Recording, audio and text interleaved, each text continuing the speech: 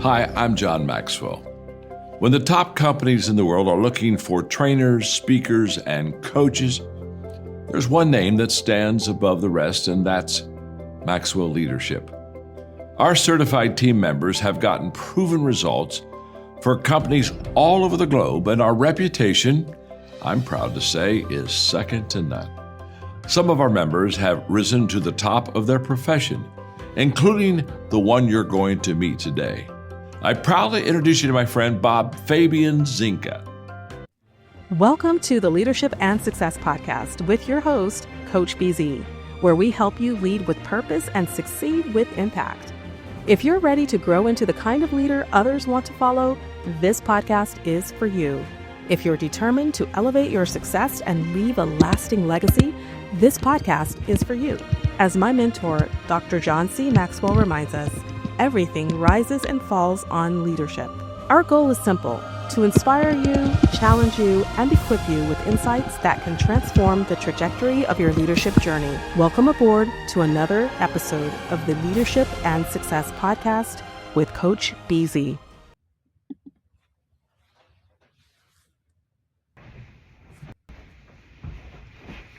Hi everyone, my name is Specialist Raman Solanki. It is an honor to join you on the Leadership and Success Podcast with Coach BZ.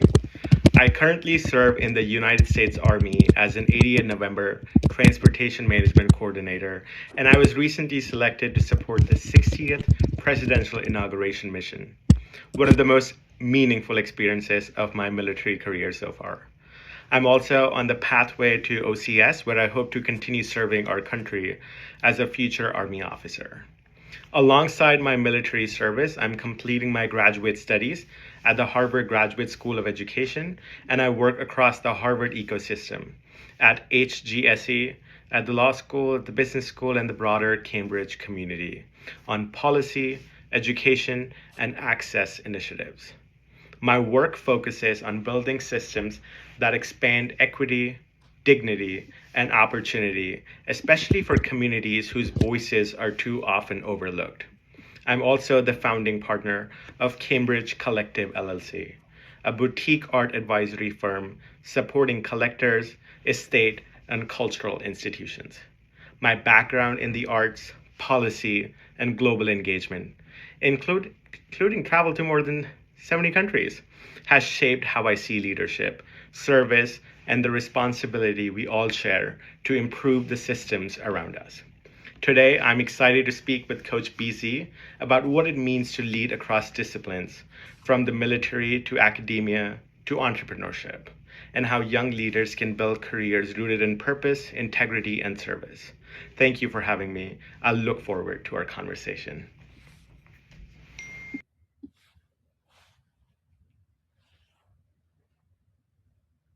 All right, everyone. Thank you for joining us for another episode of the Leadership and Success Podcast. I have a very special guest today. So today I'm really glad to introduce the one and only specialist, Raman Solanki. And I'm looking forward to this conversation because he is a soldier, he's a scholar, he's an entrepreneur, but also a global citizen. So Raman served as an 88 and Transportation Management Coordinator, selected for the historic 60th Presidential Inauguration Mission, and now he is on the path to Officer Candidate School, OCS. Currently completing his graduate studies at the Harvard Graduate School of Education, serving in leadership role across HGSE, Harvard Law School, and the broader Cambridge policy ecosystem. Ram is also the founding partner of Cambridge Collective, an art advisory firm supporting collectors, estate, and institutions across the US and Europe. From traveling to 70 plus countries to working on statewide policy initiatives, supporting museum and cultural institutions, stewarding major art collection, and advocating for equity and access in education, Specialist Solanki embodies what it means to lead across sector with integrity, discipline, and purpose. Please help me welcome Specialist Ram Solanki to the Leadership and Success Podcast. All right, Ram, how are you doing today? Doing well. How are you, BZ? Fantastic. Very, very glad you were able to make this. Maybe to get started, Is there one thing that you are grateful for today? Today, I'm grateful for the beautiful weather we have here in Cambridge, Massachusetts. It's not that cold. It's only 42 degrees. Only 42 degrees. Well, actually, it's strange. I am grateful for the weather too, but I am in the San Francisco Bay Area where it's like 57 degrees, which is beautiful, especially when it is sunny. When I first came to the US, I came through Manhattan, New York. It was Mhm. freezing. It was January 1996, and it was below zero. It was absolutely awful. But any anyway, I'm glad it's getting a little bit warmer on the East Coast now. So tell me, what is something about you that most people may not know about? I th- I thought long and hard about that question, and I think something I want to share with your listeners. I think one of the most important lesson that came into my life was recently losing my mother after a Sorry long to then. battle with cancer. Mm, It was the kind of loss that rearranges your entire sense of time and meaning. And then during that time, I came across a quote often attributed to Abraham Lincoln. Discipline is choosing what you want most over what you want now. mm, And I realized that grief can pull you into a place where everything feels urgent and nothing feels purposeful. Um, and discipline in that deeper sense is what brings me back to myself. Losing my mother taught me that discipline is not just a professional skill, it is an mm, emotional anchor. And I think that is something that a lot of folks that interact with me, what makes me who I am, is the mm, loss I've had in my life. mm. Very, very sorry to hear that. I lost my mother too during the pandemic. She died of cancer as well. Uh, and I think I will never get over it. But yeah, sorry to hear that, but it's really helpful to hear you say discipline is what you choose. Because I guess as human beings, we still have that agency where we can make choices about what we are going to do next and what's going to be the impact of our life. So thank you for sharing that. Let me try to go back to the beginning. What experiences in your upbringing or early life shaped the leader you are becoming today? I think travel was always there. Growing up, I remember with my parents and our family friends, we would travel all across. We would travel to different continents. There was always a trip planned to somewhere new, somewhere we have never been. And growing up, I always remember most the best memories I've had was always at some remote island where I'm sad because I'm missing my bed at home, Mm, or this new adventure that I did not know what to expect or anticipate, and I'm missing my friends back home, but the new adventure that awaits in this new land. mm, So growing up, that was something that taught me a lot more about our beautiful planet and the diversity that's here on our planet, and the different culture, the different foods that are available, the yes. different experiences that folks have. But having been to all these travels, realize that at the end of the day, we're all humans. We're all just True. trying to live our life and live and let live, and Wow. and and coexist on this beautiful planet. So growing up, travel is something that made me who I am today. Wow, that is so beautiful. So you've traveled to over 70 countries. Which countries are most memorable? So the most memorable for me are is Namibia. Hmm. Is next to Zimbabwe and South Africa, and Yeah. Iceland. Iceland is a country I love dearly. It's not that far from Boston. It's a Mhm. relatively short flight. It's a shorter flight than California from Boston Yes. to California is a longer flight. I was in Iceland for Thanksgiving break. Had a wonderful time. Was able to see the Northern Lights. I was Hmm. also there during the summer months where the sun does not set. So even at Ah. 1 o'clock at night, the sun was out. It reminds me my adventures in Svalbard, Norway, Hmm. um, in the Arctic Circle, where I was last year, where this sun did not come out at all. It was darkness 24/7. Wow. I do love the cold, and I do love the our northern neighbors, Yes. Iceland, Norway, all the Scandinavian nations. So for me, Wow. I would choose Iceland over any other place. The food, the people, the culture, Hmm. and the Northern Lights. Yes. It's magical. Magical for sure. And with all of your travels, how many languages do you speak now, or at least understand? I understand a lot of them. I speak fluent Hindi and English. I also understand Sanskrit, a little bit of Latin. I understand French and Spanish. And Yes. I spent 6 months in Italy, so I do speak a little bit of Italian. Italiano, very, very good. I think if you can understand Latin, you can understand a lot of the languages like French and Spanish, because a lot of the words we use there are based in Latin. That is really, really wonderful. So traveled more than 70 countries, and you kind of told us already a little bit. How did these global experiences really shape your worldview, and especially around equity, culture, and human dignity? I think you can learn more about, you can hear about, you can read about people from different continents, from different experiences. But when you immerse yourself into the culture, when you understand, when you sort of reach across the aisle on the other side and bridge that gap that we are Mm. so fortunate to be able to traverse because of either the advancement in technology or just the access of just the internet that we can find our way across using Google Maps, for example. Yeah. Uh, just immersing ourselves in that culture, in different cultures, and trying to learn and understand the lessons that their civilization and their way of living can teach us. I often say that um, traveling will is better than any degrees. You will Hmm. learn more if you go venture out there. But as growing up, I would go with my parents.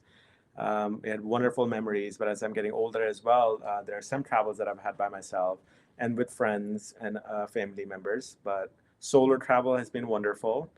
You learn a lot more about different cultures and a lot more about yourself. Yes. You cannot escape your of course no there's no place like home. Nobody Hmm. can replace home, but learning more from different cultures, different experiences, different countries, and it gives you this appreciation of our planet.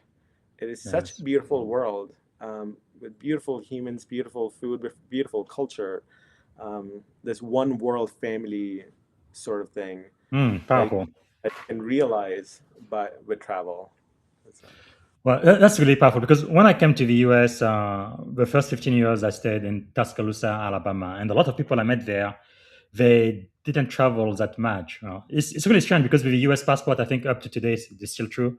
You pretty much have a passport to the world. You don't need a visa to go to most countries if you stay less than 90 days. But most people I met there, they were like, no, I'm born and raised. No, I was born here, I'm going to die here. But most of travels maybe 100, a couple of 100 miles from the place they were born. And to me, that was really tragic because if you have a chance to travel like you have, going to other countries and meeting other cultures, when you come back, you really learn a lot and you can see what's good, what is bad, what's working, what's not working, and you might be able to know yourself better and improve your life and have, I think, a greater impact on your community. So let me ask you this: what inspired you to join the U.S. Army, and what has your experience as an 88 and transportation management coordinator taught you about leadership and discipline?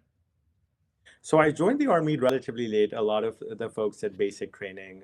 My basic training was in Fort Jackson in South Carolina. We're Hmm. relatively younger. There was a diverse bunch, but I'm definitely one of the older soldiers there.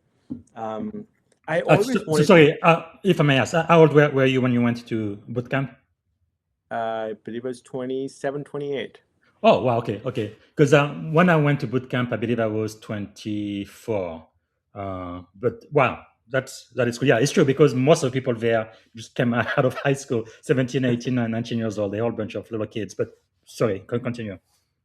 Yes, no, there were a lot of prior enlisted folks as well. One of the persons in our group was he was an infantryman. He served in Afghanistan. He took a 10-year break and he rejoined the Uh, military. And of course, there were a lot of folks from straight from high school. There were folks who were 30, 35. There was a sergeant who moved from the Air Force and was joining the Army and had to go through, because they were trying to be an officer, but they had to go through the Army basic training. Yeah, I joined relatively late compared to a lot of folks, a majority of the folks, and Fort Jackson. And it is something I always wanted to do as a first generation service member. I don't have anybody in my family, anybody that I know closely who has served. It was a relatively new experience, and I always had respect for the service members. I did not know how many branches there were. I did not know Space Force was a real thing. Wow. So as a first generation service members, I did encounter certain challenges, but it was something that I always wanted to do. And like I tell people that you're not going to read about it until you go there and see it for yourself. Yes. So I signed up not knowing a lot of things. And it has been one of the most meaningful experiences of my life. And I will not change. I can imagine. I think all of the military branches do it similarly. So I did mine with a Navy at RTC Great Lakes. On the first day you got there, did they shave you, get rid of all of your beautiful hair? Yes, of course.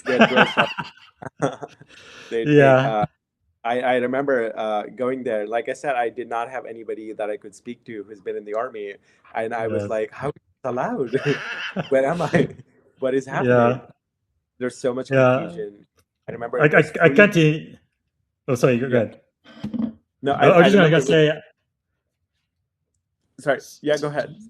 No, sorry. No, go ahead. I definitely wanna hear from you. I'm just saying how different or similar the Army and the Navy boot camp was, because basically the idea, right, is to make you Army green. It doesn't matter who you are, where you come from. Everybody's exactly the same. You're wearing exactly the same clothes. You look exactly the same, and very quickly you really become a family. Did they allow you to sleep the first 2 days you were there? Nope. Okay. Navy did the same thing.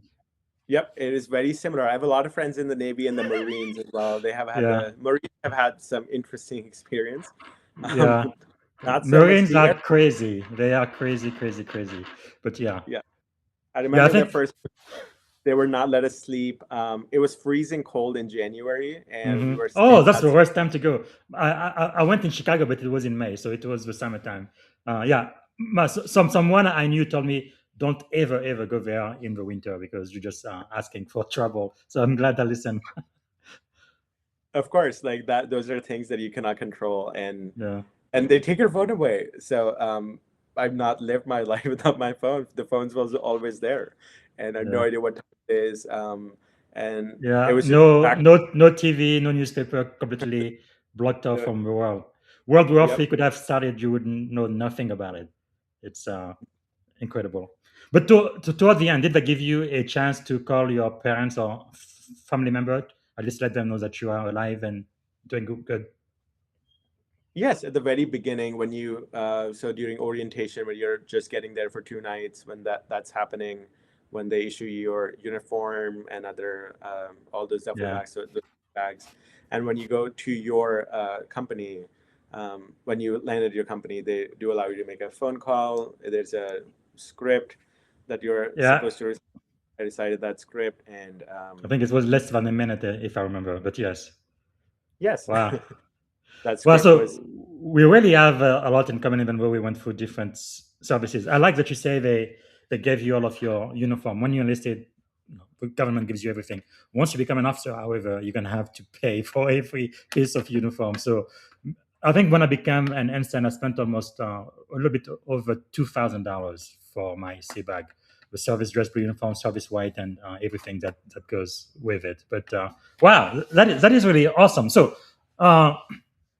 you were selected, like you mentioned, for the historic 60th Presidential Inauguration Mission.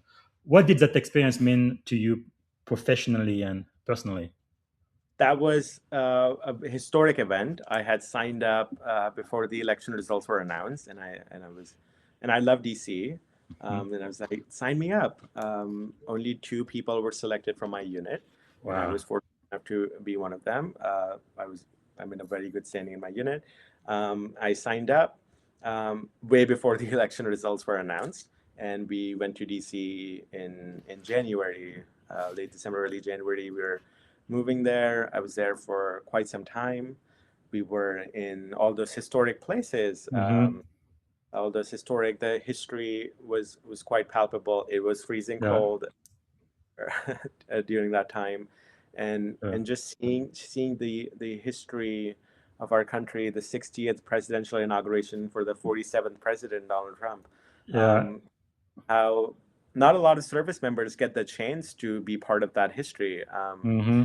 Understanding more about the different branches were there. I also remember meeting people from the Royal Air Force from the UK, Yeah. um, in DC, and our strong allies were there. I was in the Joint Reception, Staging, and Onward Movement and Integration department from in the DC Armory, taking care of that entire mission. I Wow. had a wonderful time learning more from my peers, seeing how in action how things were taken care of, and Yes. all eyes were on us. It was definitely a historic time for our country. Um, so, of course, the Army values loyalty, duty, respect, selfless service, honor, integrity, and personal courage. I'm sure it's Yes. very similar for you as well in Navy. Um, and to see them live in action was quite palpable. That's amazing. But one thing I love about the Navy, our core value, it's only three. So it's very, very easy to remember: honor, courage, and commitment. That's it. Uh, I think you in the Army it's seven, right? But Yes. anyway, but it's interesting because I was also in Washington D.C. during Trump 1.0. So that was 2017, right? January to Mm. 2017. There's really a lot to see in the D.C. area, all of the monument, museum, and all of that. Wow. So now you are on the path to officer candidate school. How are you preparing for the transition from enlisted soldier to army officer? So just like you, I was an E4 UI specialist.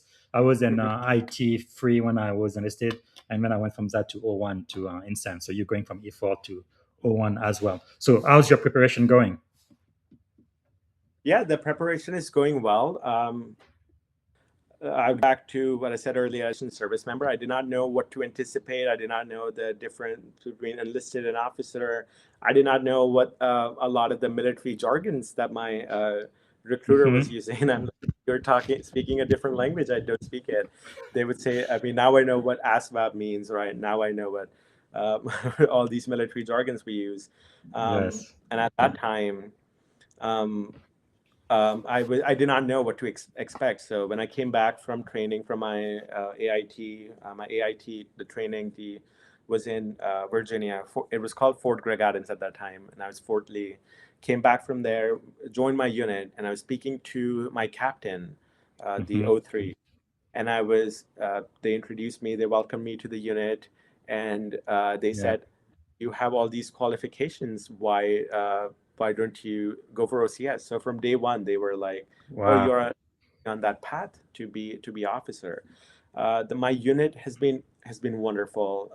The people that I work with, they're doesn't matter that it was completely different environment than training environment. Of course, in Mm-hmm. basic you're supposed to be perfect. You're supposed to be you're supposed to all those army Yeah. norms. It's a control environment for sure. Yes, Yeah. 100%. And when I came They back to the control when you eat, when you use the restroom, where everything you do is absolutely controlled. yes, even like how many hours of sleep we'll get, what we'll Yeah. do, how much water do we drink. But when you come back to the unit, you have Yes. more. It's more relaxed. Nobody will tell you when you should use the restroom or not. True. So just interacting with the command, with the higher ups, and understanding from them. And a Mm-hmm. lot of them have gone through OCS or ROTC, and they shared their experiences. And I felt at that time that I should sign up. So I had signed up for in Massachusetts, they do an 18 months OCS uh, format, which did Mm. not work well for me because I had been accepted into Harvard for graduate school. So there were some scheduling conflicts that were Yes. happening. So to prepare for OCS, I've gotten a glimpse of what OCS looks like Mm-hmm. uh, at JBCC in Cape Cod. Of course, you have to be physically fit, but I feel like OCS it demands more academic. Yes. work, where basic training is more physical. So in classroom settings, this is something that I'm learning in my Harvard graduate studies as well. Mm-hmm. Um, the of course the different how to receive an order, a lot more technical side of the business, technical side of the service is something that I got a glimpse of. So I'm learning more about those things, all the army terms, um, all the codes, all the Yeah. technical that I have heard, but I don't know where they're utilized. And from my experience in interacting with the higher ups from my command, I've learned that being an officer, jumping the ship from enlisted to officer, is Mm-hmm. a lonely experience. And in the enlisted side, it's more like it's a group dynamic, whereas in the officer side, it's more you have to do the land nav by yourself at night, whereas in the enlisted side, you have to do it in a group setting. So um, being independent, um, that is also something that my mother taught me. I think her passing also forced me to Yeah. lead my life with more intention, more compassion, and more clarity about what Mm. truly matters. And that is something that is helping me prepare well for OCS. No, that is great. But I must say, becoming an officer is really what you make of it. I don't think you have to be lonely because you do have a lot of peers in the war room with all of the other officers, and you really should be learning from one another. I'm sure once you become a second lieutenant, you're gonna have to first focus on your primary qualification Hmm. because you do have to qualify whatever your designator or MOS, I think, is what the army calls it, and Yeah, you really need to be focused on that and also get help from your peers and your chain of command, your leadership. So what advice would you give young soldiers who aspire to become officers? You might be listening right now. I would say, of course, you have to be physically fit. Make sure you meet all the physical requirements, and also it is a commitment. It is a more it is a strong commitment compared to the enlisted stuff. Hmm. And there is that trajectory, there's those leadership skills that you can gain. There's a lot more you get out of those training environments. So it is a strong commitment. It is somewhere where you can challenge yourself to be a better Yes. version of yourself. And think about why you signed up. That is something I tell when I look at the prospective soldiers who are thinking of joining the army. Hmm. Is that like why do you want to serve? Why I know the numbers say that only a few percentage of the U.S. population is even eligible to serve. Yeah. Um, and then just think of why you wanna serve. What is that why? If you have that clarity on that, um, that would be good. And of course, use all the opportunities that are available. Mm. It could be the world. You could travel the world. I know folks that are deployed all around the world. Yes. That opportunity, you can go to beautiful places around the world, um, and while serving the country. And it's a good Hmm. way to give back to the community, and of course the camaraderie that you will build, and and the army. They would you would once a Yes. soldier was a soldier. So True. you Wow. Quite amazing. So you are pursuing your second master's degree, Harvard Graduate School of Education, while serving in the U.S. Army National Guard. What does balancing those worlds teach you? How are you able to manage that?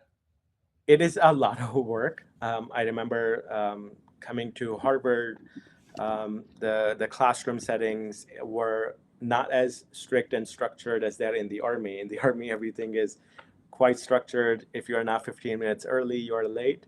Whereas here, if you're 5 minutes, first one there. Yes. Um, and I think the civilian structure took me for a surprise because I was not used to that structure uh, Mm-hmm. for a while. Um, and Harvard itself, I've lived in Cambridge, Massachusetts for about 10 years. So I've been, oh, and I used to work at Harvard IT a long time ago before the pandemic. So I was aware of the community here. But going back to school after my for my second master's, after the military experience, was like a totally different world. It took me Yeah. a few weeks and few months to adjust to the change in rigor. Um, things are not Harvard is competitive. There's so many things that one can do here. There are way too many opportunities. The Mm-hmm. people I interact with, in my first week, I interacted with somebody from the Harvard Veteran Association, of which I'm a member now. Met with a lot of Marine officers who wanted me to join the Marine OCS. Wow. The introduction that happened, and I'm like, I wish I was 21. I wish I could do that. Yes. Um, No, uh, the Marines, God bless them, but no, I wasn't born to be a Marine. Those people are absolutely crazy. God bless them. I Wow. remember AIT, there were Marines. So when we'd go for a company run, the Marines were running as well when we would go on a Hmm. 5 miler or 10 miler. And the Marines would be carrying a wooden log with them. Yeah, yeah, yeah. They're Like crazy. I'm telling you. running at 4 in the morning is for 10 miles versus Yeah, log are totally different things. And I have huge respect for them, absolutely. but maybe in another life, not in this one. Yeah, yeah. Great respect, because the truth is, I have never, ever, ever seen a fat Marine. I've been in the military for 21 years now. Not a single time. I've seen fat soldiers, I've seen fat sailors, but fat Marines, never. So, God, God bless them. All right. So, at the Harvard Law School Animal Law and Policy Clinic where you work, you are researching food justice and statewide policy. Why is equitable access a central theme for you? So as a graduate student clinician at the Harvard Law School, it's a wonderful experience I've had, interacting with different clients, seeing how policies are made, how laws are passed, working with the Department of Elementary and Secondary Education here in Massachusetts, working with the USDA, different stakeholders, different districts, Hmm. learning more about how one could influence policy. So at the Harvard Animal Law Policy Clinic, our clients were looking into changing certain policies without going into further details, into the Massachusetts and California school system, and also trying to change and implement policies in DC. Um, so if you want to pass a law, it would not happen overnight. Yes. Um, and I have I'm working alongside with the Harvard Law School students, the 2Ls and 3Ls, and our professor, Professor Mary Hollingsworth. She's wonderful. Learning from their experience. She comes from Department of Justice. She Mm. served in Department of Justice for a number of years, and now she's at the Harvard Law School. Um, in that clinic, I'm able to see how laws and policies are passed, Hmm. how important it is to know the law, to know how you can influence it, and just learning that being a lawyer is a superpower. I Yes. tell that to anybody I meet at the law school, that you can actually influence and change the way we live, the Mm. future generation. It sort of reminds me of this book I read called Survivor of the Friendliest, which talks about how in the olden days, it used to be survival of the fittest. Hmm. If you were fit enough to go hunt, if you had to be fit enough to go hunt, you had to have this strong personal um, energy, personal sort of triumph to go out in the wilderness and fight Yes. the wild, or there were no. And so you have to be fit enough to survive. If you are not fit, you will Mm. not be able to survive. Then during the Ice Age, it became survival of the friendliest. If you Yes. were not part of that good gang, if you were not with a good community, if you're not together, you're not going to be able to survive. You could not have lived out all by yourself, alone in the woods in the cold. So it became from survival of the fittest to survival of the friendliest, Hmm. and how that vacillation happens. And it talks about how our ancestors used to live. And then we also look at the recent history of 400 or 500 years ago, where when we look at slavery that was rampant, or the witch trials that would happen, Yes. and how we look at them at a different lens, that, oh my God, that's monstrosity. And I'm sure 500 years from now, somebody will look back at us and say, like, oh my God, people living in 2020, 25, or like the Hmm. 21st century were monsters. It is possible they might look at us that way. Yes. So to identify that is very important. Mm. So identifying that, learning that, and being aware of how, I mean, our eyes might be towards the future, but history has our eyes towards us. Yes. Wow, that is And this also, powerful. yes, And this also reminds me of like the legacy that one might want to leave behind. Mm, What are we? It also raises certain questions, certain existential questions, like why are we here? yeah, What are we doing here? What do we leave behind? I mean, the world used to function before we were born, and I'm sure it will function after we are long gone. yeah. So we are here for a Powerful. short amount of time, And hopefully we and leave it what in do a better place than we found it. of But course. yeah. Wow, that is quite powerful. Now, you do write a lot. One of your article in the Harvard Crimson, you wrote, "Let this pandemic be a catalyst toward an equitable society and an equitable Harvard." What does equitable society look like to you in practice? An equitable society is a society where the differences are celebrated, where everybody, as it's rightly said, if you're not at the table, you're probably on the menu. So if everybody's at the table, everybody is considered an important stakeholder Mm, in whatever policy that is passed, and the differences are celebrated. So let us like the divide. It's very easy to divide. It is very easy to fearmonger. It is very easy to say that no, do not interact with those people, or it's very easy to draw boundaries. mm-hmm. But it's better to build a bridge than to use the blade. That's powerful. It more makes more sense to we all can achieve so much together. So that op-ed that I wrote during the pandemic, Mm, at that time, I wrote the article in the Harvard Crimson called "Coronavirus Isn't Colorblind." How that article highlighted that the communities of color were impacted a lot in Boston, in Massachusetts. The numbers were staggering. In Black and Brown communities, the COVID cases were really high, yes. and in that article, that was highlighted versus other communities, and and then how like the pandemic did not care about how you look, but the numbers were saying Mm, otherwise. And of course, the pandemic was a different time altogether. yes. Nobody wants to remember that. And I felt like at that time, writing that article was very important. It was very well received within the Harvard community, and it was more like influencing that this is a wonderful opportunity Hmm. while we're all sequestered in our own apartments and social distancing Yes. and all the new protocols that we are following. It's a perfect opportunity to build a better society, a better equitable society where the differences are celebrated and we all are one. That is quite powerful. Now, we've talked about you as a soldier, as a scholar, but you are also an entrepreneur. So you co-founded the Cambridge Collective, a boutique art advisory firm working with collectors and estates. How did that entrepreneurial journey begin for you? So it all goes back to traveling. Whenever we travel to all these new places, of course you have to go to the local museum.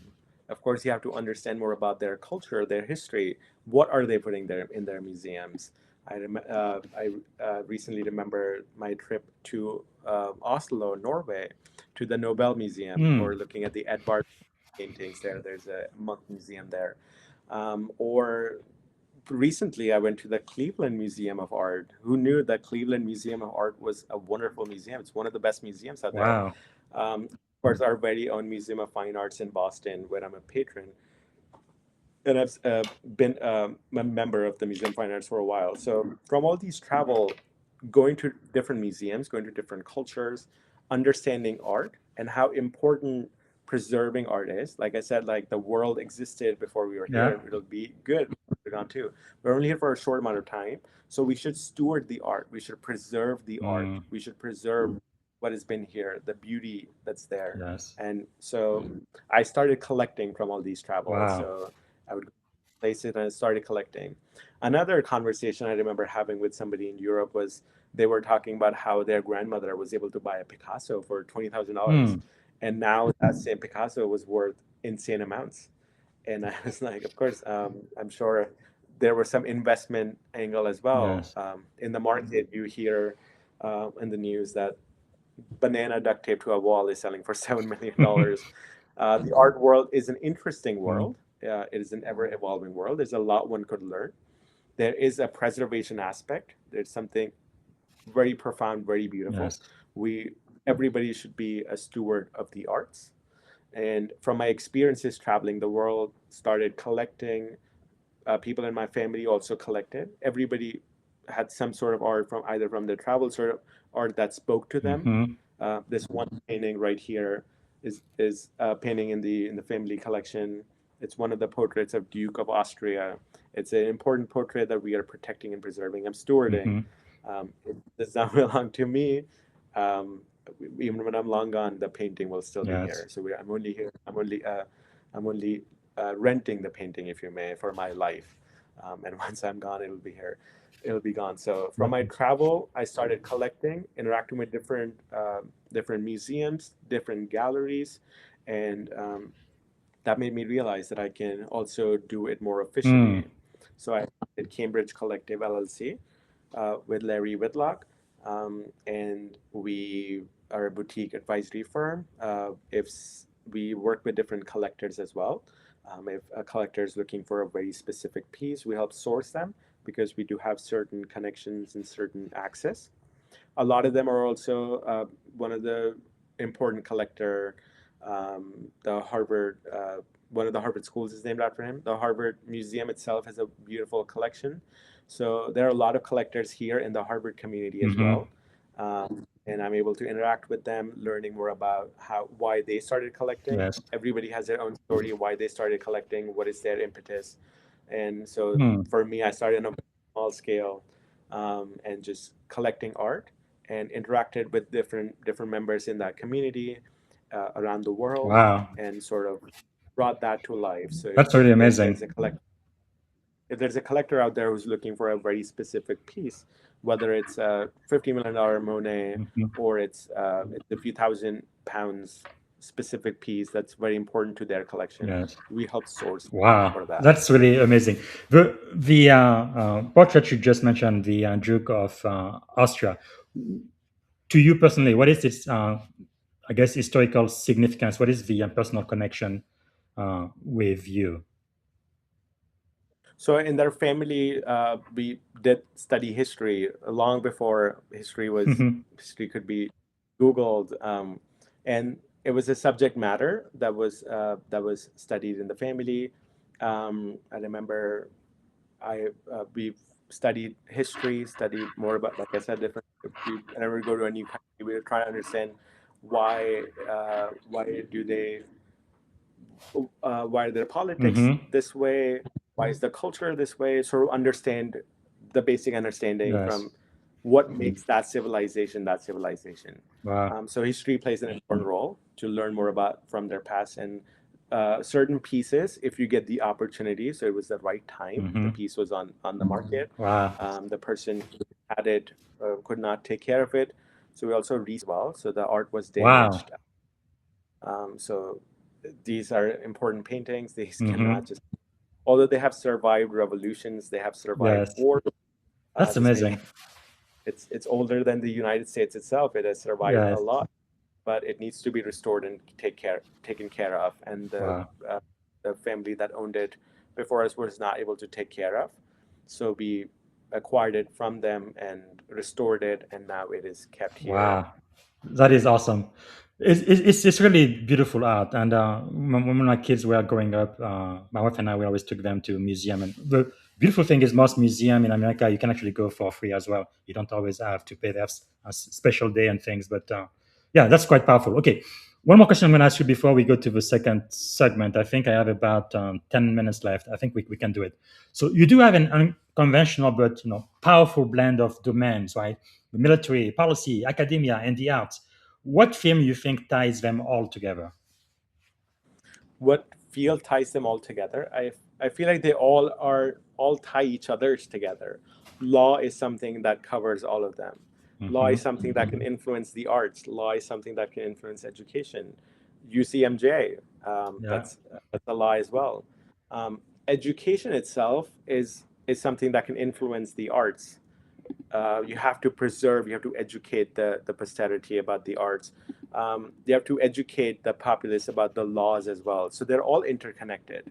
Mm. Although I tell folks, or one of the professors here at Harvard, Professor Doris Summers, she's a tenured professor in the African American department here at Harvard Faculty of Arts and Sciences. And she I remember having a conversation with her, and she said that, oh, wow, you wear multiple hats, but right? Although you wear multiple hats, it's all the same.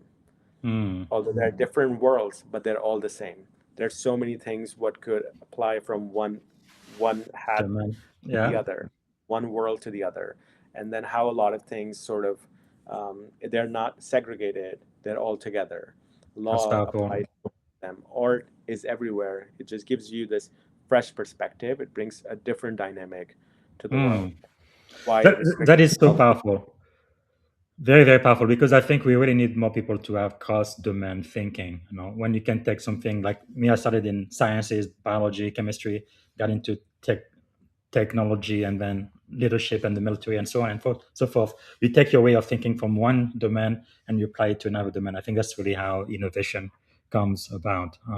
Powerful. Okay, so our second segment. Let me ask you this: what do you think is the greatest lesson you have learned so far, in general, in life, in leadership?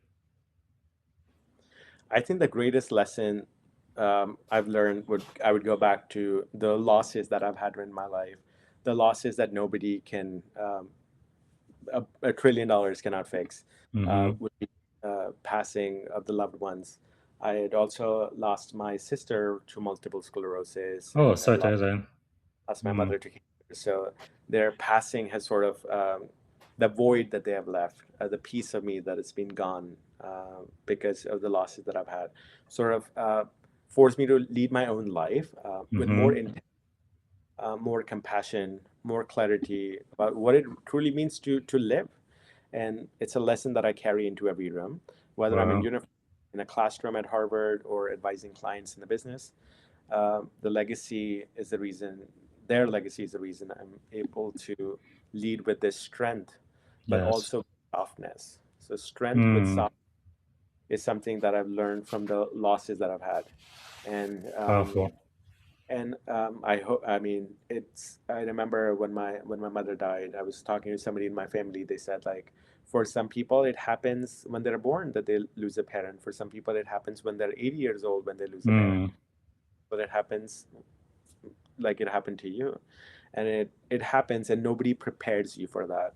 I yeah. was not prepared for losing such a strong pillar in my life, and learning from that, still soldiering on, still moving forward Yes.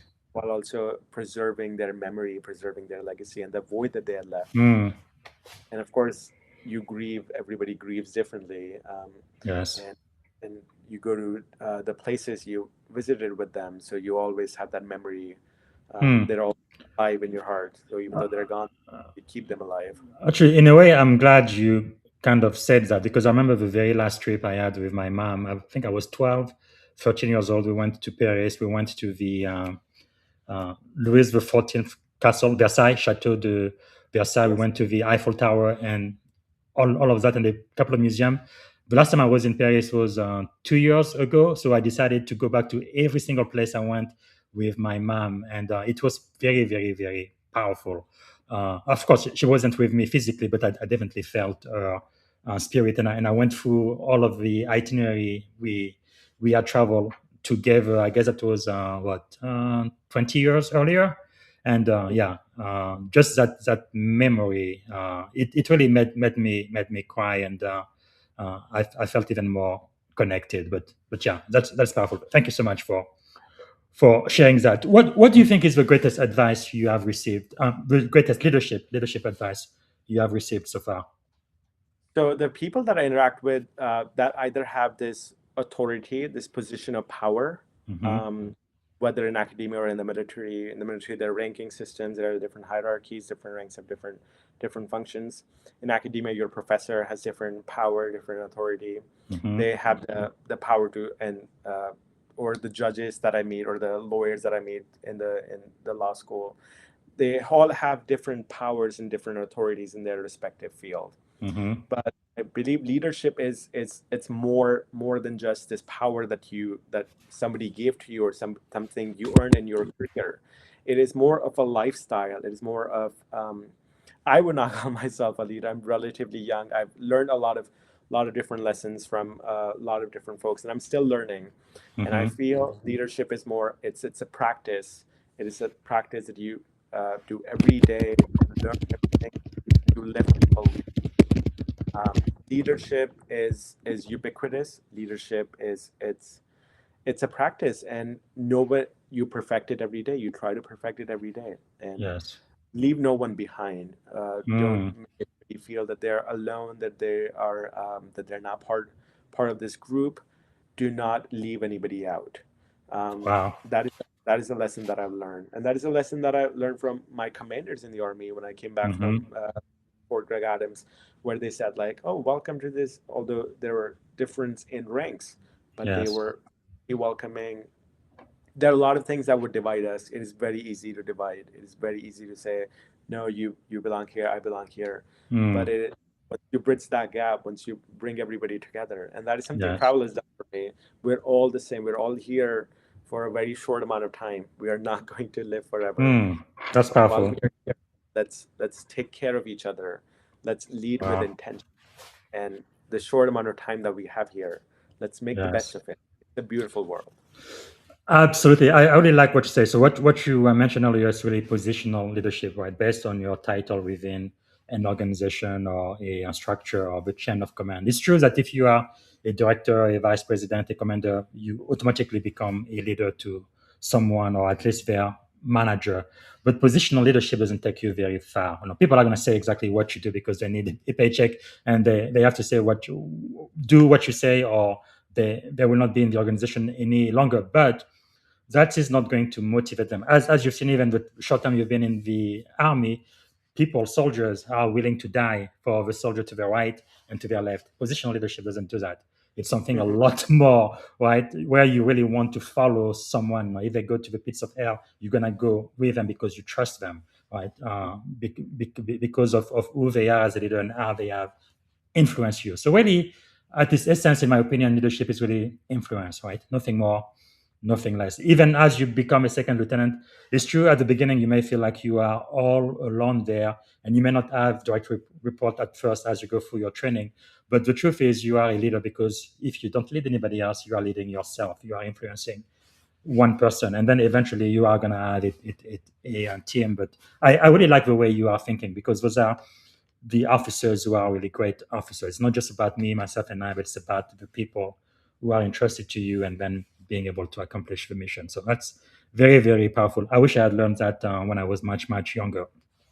So let me ask you this. All of the successes you've had in academia, in the military, becoming an officer, in entrepreneurship, and on and on and on, what do you think is the secret of your success? Why are you so successful?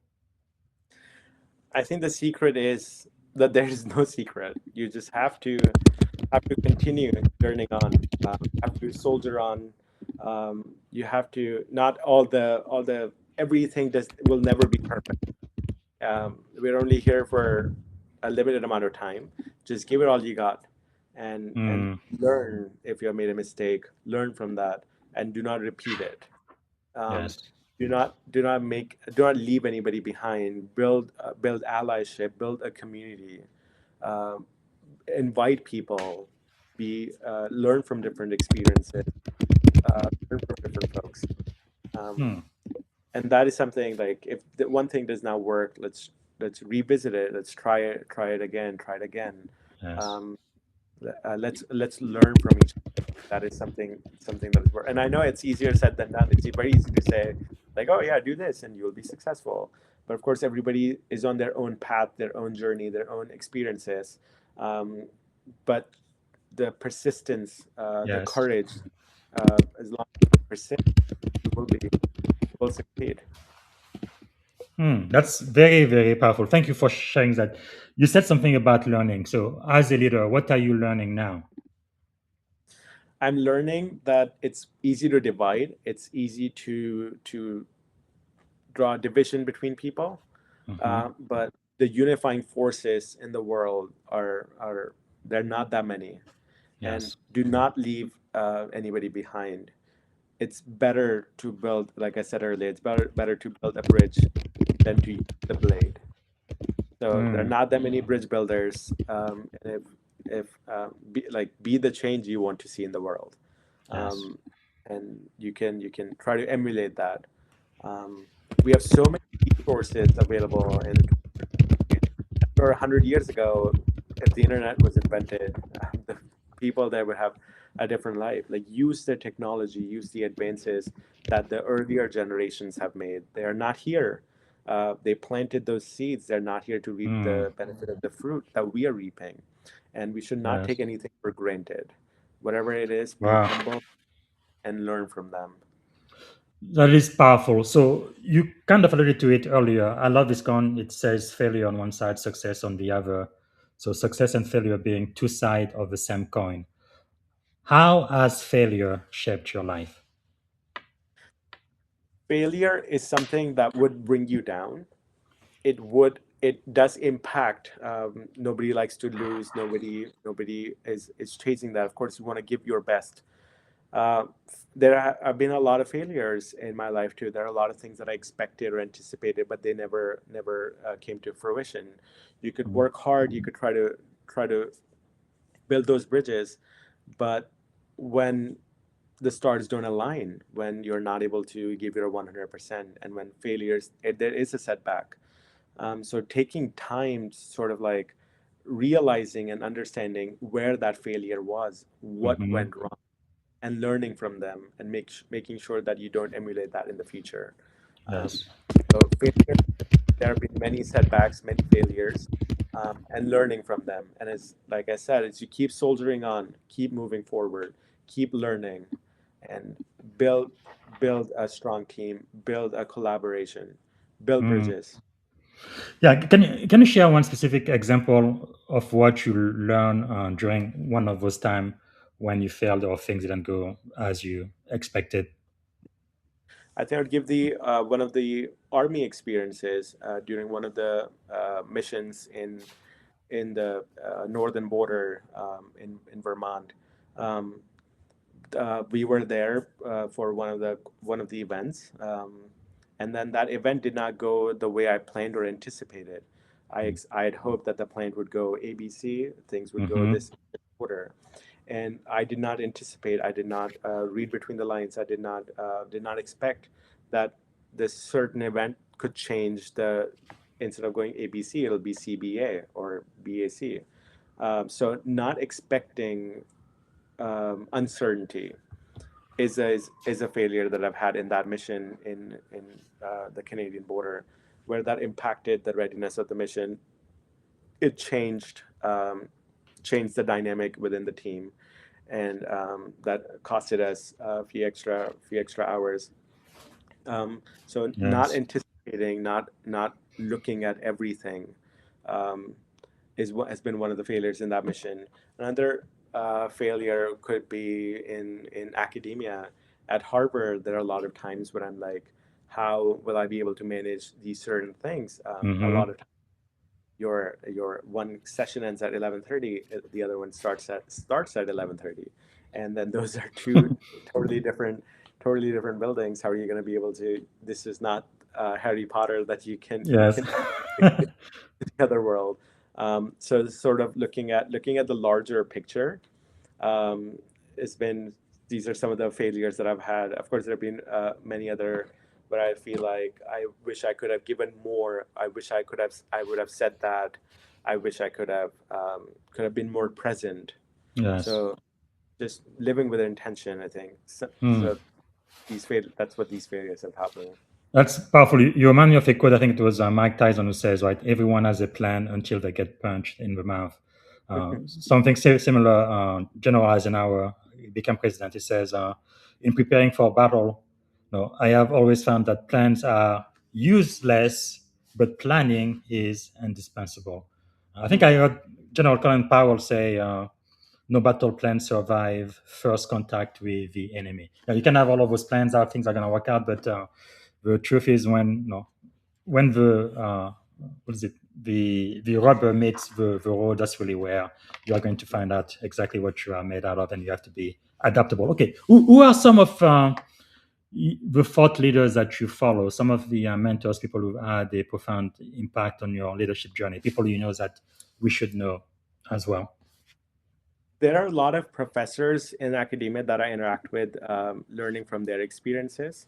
Um, there have been a lot of leaders, a lot of politicians that I've interacted with that I've learned from their journey. I love to read books. I love to read people's autobiography, the lessons that Mm-hmm. they're leaving back. One of them pops into my mind is Alex Trebek, the host of Jeopardy. His experience, his life. He's no longer here, but the Yeah. lessons that he left in his memoir and his biographies Wow. is it's been a wonderful. He had also lost people in his life, and he's had a successful show, successful career, and he's left a legacy.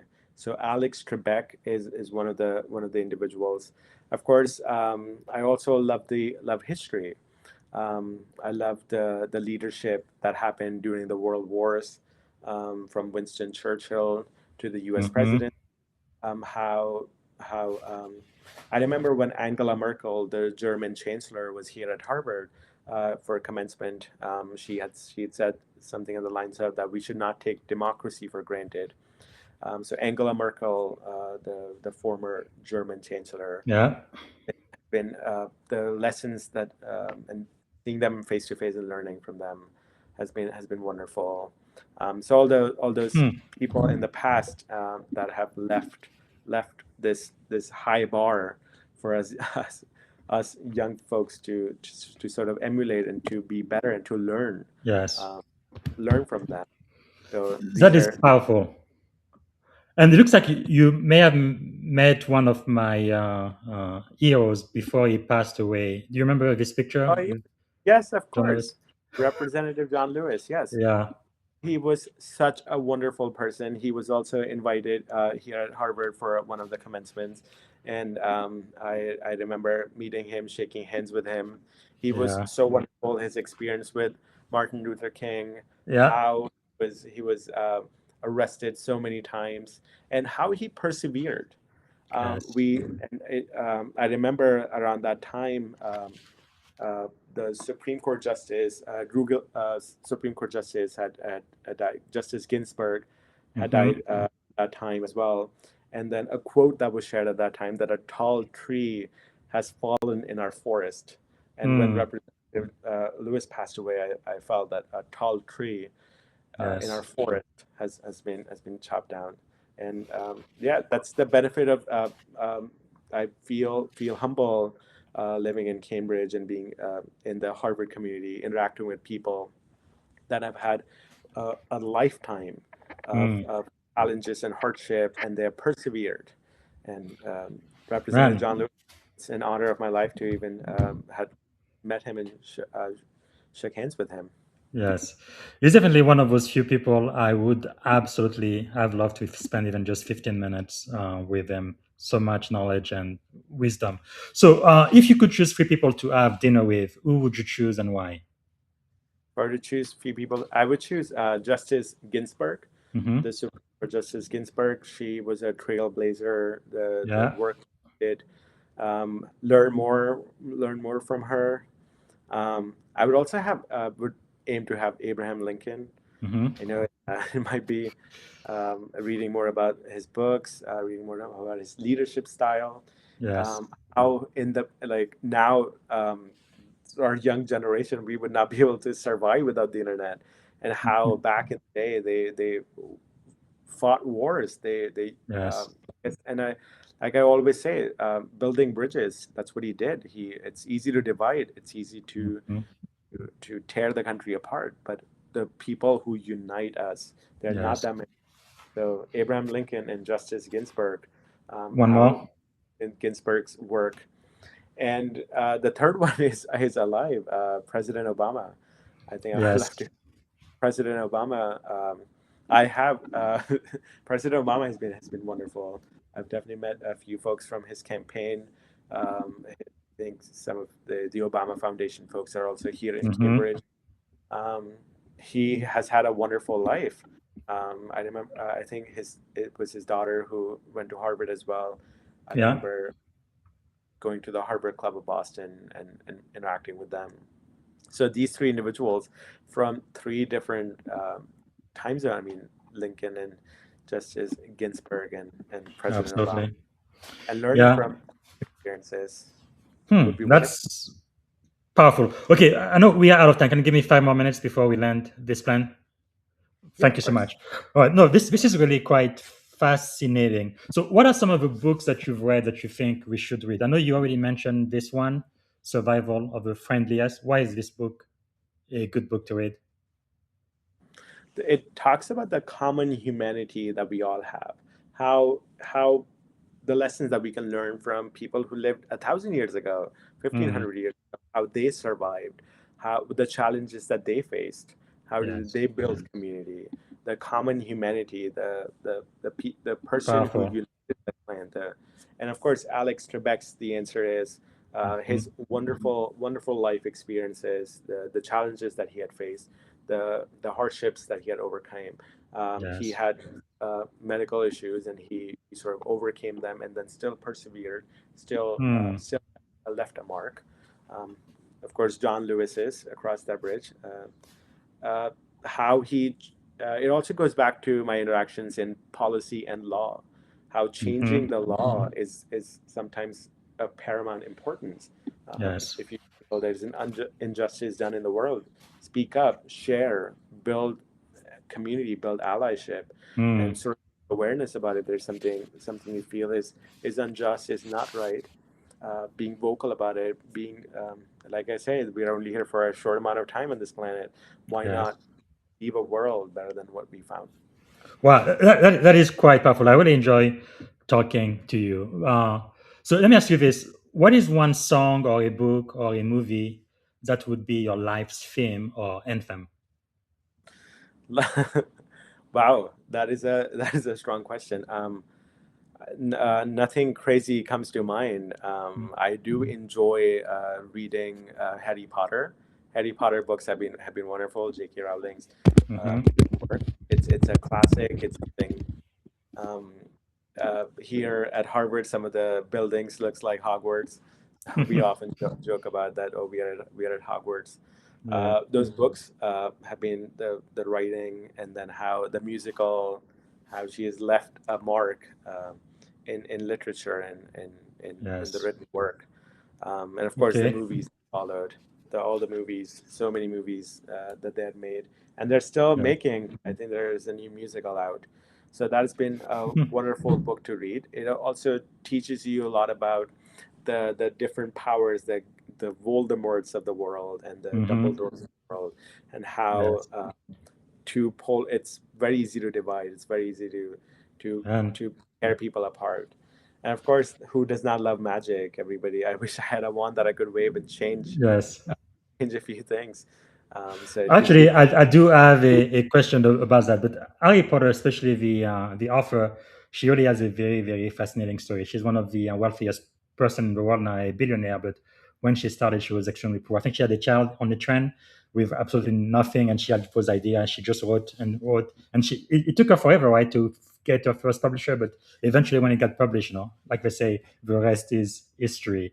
But it goes back to the theme you were sharing about not giving up, being persistent, and it's wonderful. Okay, we're running out of time, so let me ask you this: you talked about that magic wand. If you did have that magic wand and you could solve any problem in the world, when you wake up tomorrow morning, what is one problem you would like to solve? wow. One problem that I would like to solve: uh, no more suffering. Hmm. Um, there is a lot of suffering in this world, in this beautiful planet. It's been a lot of suffering. A lot of it is caused by different policies or different laws that were passed or around the world.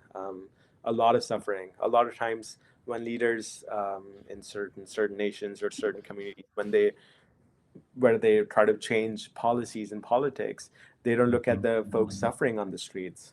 Yeah. So no more suffering. We're not Powerful. here. We're not here to hurt another individual. We are here to build bridges. We're here to be one, be together, and Hmm. understanding the multiple stakeholders, that your action can lead to someone's suffering. It can impact Yes. other people that you might not never see in True. real life. No more suffering, and Hmm. realizing the people in the top brass that it is up to you to be better, to leave a better Wow. legacy. leave the That legacy is there. very, very, very powerful because it's true. Like even in the military, sometimes when we have planning and we take action, we only think about the primary effect, but not about the secondary and the tertiary effect and all of the ripple effect it would have, on some other people, so societies or cultures. Wow, powerful. So if you had one and only one day to live, what would you have liked your final contribution to be? What my final contribution to be? I think this is something I was discussing with. I'm also in a fellowship at Harvard Empowerment Impact Fellowship with some of the fellows, like about a legacy that we may plan to leave behind. Mhm. It's you could influence somebody else. You could either influence. The more people you try to influence, the quality deteriorates. So Mm. if you are able to make a positive change in the people in your close circle, the people in you most interact with in your own community, that is something I would like to do, to sort of be a Mm. positive change in the people that I interact with, the people, and then later they influence other folks and they influence other folks. So that change, that seed, Wow. sort of sort of propagates on and on. Positive ripple effect. That is powerful. Okay, we are coming toward the end of the podcast. I could talk with you for hours. We really have a lot of things in common. You are an E4 now enlisted. Now you're going to become an officer, just like I did. Originally from another country, so was I an immigrant, and you speak several languages. So do I. And now you are getting into technology and all of that. And you also went to Harvard. Actually, you went from your master, which is pretty cool. So we do have a whole lot of things in common. I will definitely be watching your career. I'm really glad LinkedIn brought us together. But you really do have a lot of wisdom, and I know you are still growing and you are still learning. So am I. I think that's really the bottom line with leadership. You never get to the summit. There is always more to learn, and having an open mind, a growing mind, I think is the master key to success. I think the minute you say, "I know everything there is to know," you are done. No, I live here in Silicon Valley. Looks like every 6 months we come up with brand new technology, so you can't really never rest. So I have decided, right, I will be a student for life. So we are coming toward the end. How can we add value back to you? Thanks so much for spending the time with us today and being one of our teachers. How can we add value back to you? Yes, to your followers, I would say, build a better legacy, build a better life. And if there's anything I can do, you could always reach out to me on LinkedIn or through our company's website, or my personal website right there. Feel free to reach out if there's anything, any way I could help and contribute in your life, or any lessons that I could learn from your experience. I'm always open. So feel free to reach out. And these important tools, technology, it's a small world. Yes, I'm sure as people in San Francisco are building, the world's getting smaller and smaller. that's It's so true. easy to interact with anybody. So feel free to reach out. Yeah, it's really amazing how technology brings us together. I've been able to interview people in Africa, in Europe, in South America, like all around the world, and even people sometimes who may not even speak English very well. Now, AI allows me to translate my podcast in up to 24 languages. It's just amazing. Wow. And when people listen to it in their native language, it's like perfect. Now, the lip syncing doesn't always work very well, at least not yet. I'm sure they're gonna improve that, but it is quite amazing how technology brings us together. Okay, so we are toward the end. Let me ask you what I believe is, actually, before I do that, is there a question I should have asked you that I haven't asked? Anything you wanted to share today you didn't get a chance to? No, I think you asked a lot of wonderful questions. I don't have any. Fantastic. Okay, so let me ask you this. I think this is the most important question. If you could go back and give a piece of advice to your 17-year-old self, standing at the edge of this incredible career you've already had, and it's going to be even more incredible as you become an officer, get out of Harvard, and make all of this money and all of that. So, what would you say to 17-year-old Raman? I would say to a 17-year-old self that we should join the army right now. Let's All not right. wait. Okay. Get back to the now. Join the army. Join the All right, services. Give then. back. I believe it is that time of the year again. I say go Navy, beat Army. What do you say? Well, we say the same to be Navy. Join the army. All right, I love it. Okay, so we are coming to the end. So we're gonna land this plan in less than 2 minutes. So we're gonna have a rapid fire. lightning round, so don't take too long to think. Just what first thought that comes to your mind. One word that defines great leadership. One word. Persistence. Very good. Morning routine or practice that keeps you grounded.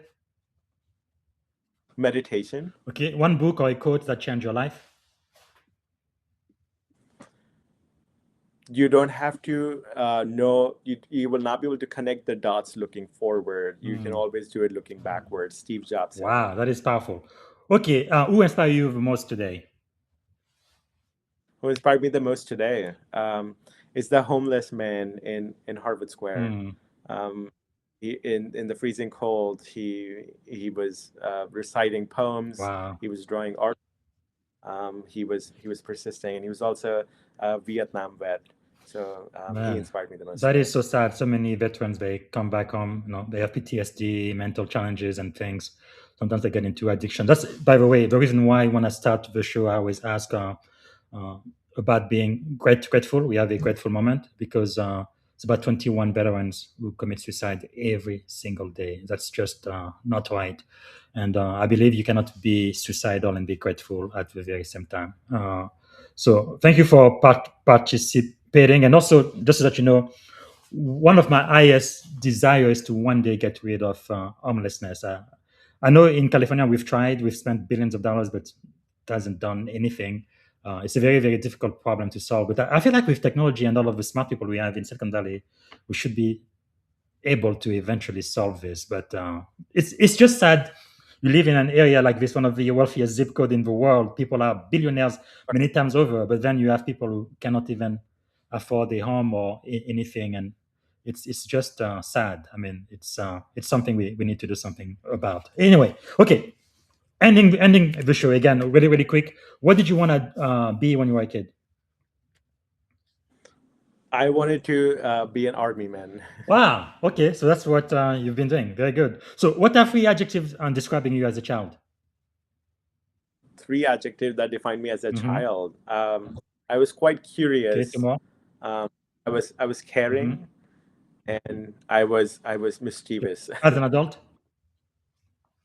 As an adult, I'm calm, I'm collected, and persistent. Very good. Okay, the very last question, and this is it. What is one word that represents our shared experience together on this podcast today?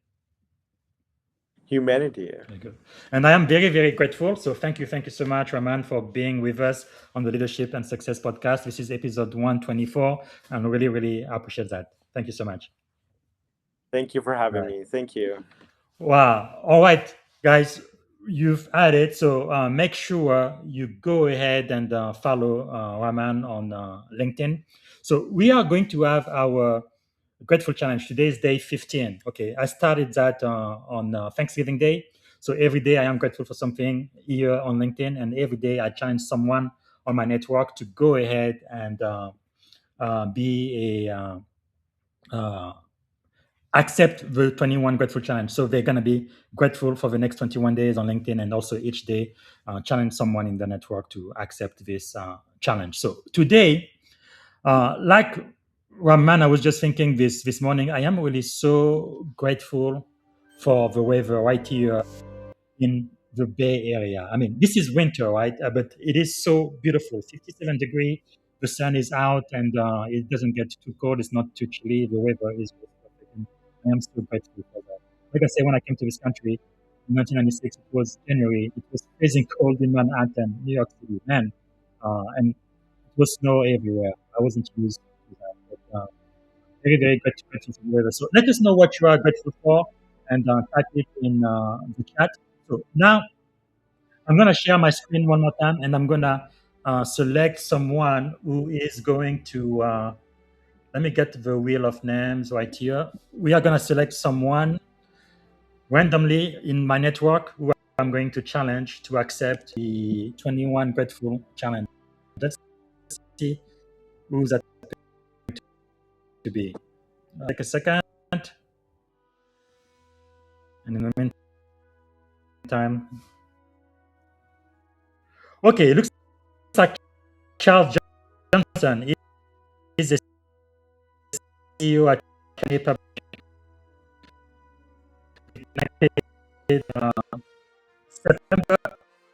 2023.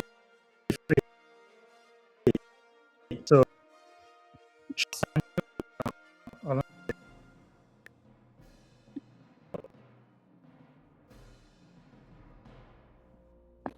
happy a little bit more. But just thinking about something Raman said earlier, 100 years ago, there was no internet, and today we can do anything without it. It's really amazing. So Charles Johnson from Greater Cleveland, he has more than almost 11,000 followers. So Charles, I am challenging you today, and I hope you accept the challenge. So the challenge, if you do accept it, the mission is to be grateful on LinkedIn every single day, starting today, for the next 21 days. And each day, you are going to challenge a member of your 11,000 network to do the same. All right, this is it for today. And thank you so much for being with us. And I'm going to remind you really quickly that I'm going to be back here tomorrow. I believe tomorrow I'm going to have an AI recap on the conversation I had with a previous guest. And then sometimes next Tuesday, I am going to have the great honor and privilege of interviewing Kwame Christian. He's a world-renowned strategist, transformational and visionary CEO, and a serial best-selling author, the author of How to Have Difficult Conversation About Race, but also Finding Confidence in Conflict. And then on Wednesday, I am going to have the great honor of interviewing one of my heroes, the one and only. He really doesn't need any introduction. He is General Stanley A. McChrystal, U.S. Army retired. He's the man who really single-handedly, him and General Petraeus, changed really the trajectory of the war in Afghanistan. So we're going to be talking about On Character and Command. Is again serial best-selling author, but his latest book just came out a few months ago, On Character. We're going to be talking about that. That's going to be Wednesday of next week. All right, until tomorrow, have a wonderful rest of your day. Thank you so much for being with us today. Bye-bye. Thank you for tuning in to the Leadership and Success Podcast with your host, Coach BZ. If today's episode added value to your leadership journey, be sure to subscribe, share, and join us again for more wisdom nuggets on how to lead better and achieve greater success. Remember, leadership is the most critical skill of our time. The world will always need leaders to inspire others, drive innovation, and execute meaningful strategy. So why not count yourself among the bold leaders shaping the 21st century? Until next time, stay inspired, stay committed, and keep leading with excellence.